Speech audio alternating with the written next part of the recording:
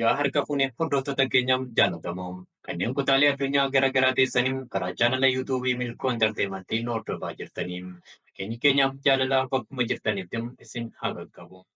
Oduu keenyaaf tibbanaati. Oduu keenya tibbanaa waliin milkeessaa galatoote.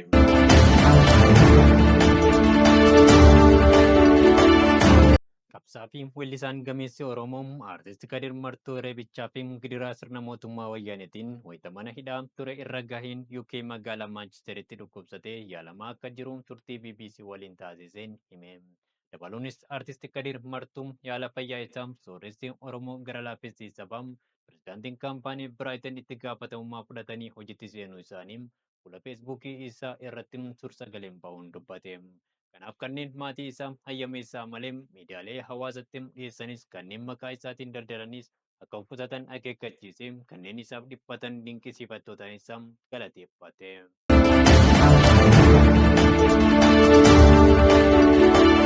Hordoftoota keenya waa'een Aartist Kadir Martuu Simalee Gadaa tabbaa himamee hin dhumu seenan haa dubbatu. Gaanim Aartist Kadir Martuu gara kuteessa ilma sabaa karoorroof hin sarmine ture. Keessumayyuu cichoominni inni qabsoo Oromoof qabu deessee Oromoo gammachiisee deessee alagaa hinaafsisaa ture. Kanaaf biraa fi alagaanis ragaadha.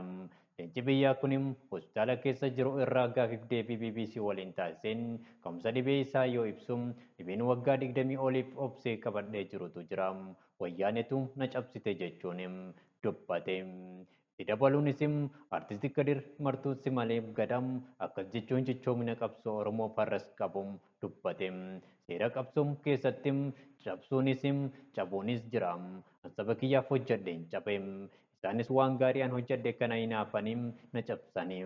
Kanaaf anis aarsaa saba kiyyaaf kaffaletti hin gaafu jechuun cichoomina isaa har'as qabu ibse.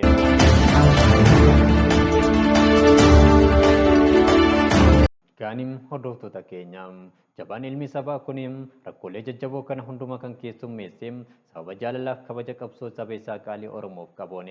Kanaaf hundumti keenya akka amantii dhuunfaa keenyatti akka isa fayyisu Rabbi haa kadhannuufin dhaamsa qophii keenya har'aati. Tumsaa isa barbaachisuuf haa goonuun dhaamsa keenya maayiiti. Kanneen odeeffannoolee sobaa rifaasisoo ta'an bocuun hordoftoota ittiin horachuuf miidiyaalee hawaasarra facaastan akka irraa of qusattaniin dhaamsa keenya dabarsuuf feena. Qophii keenya har'aa kanumaan goolabuuf dirqamna. Kanneen chaanala keenya haaraa taatan sabskiraayib gochuu hin dagatina. Turtiin waliin qabaattaniif galatooma. Horaa bulaa deebanaa.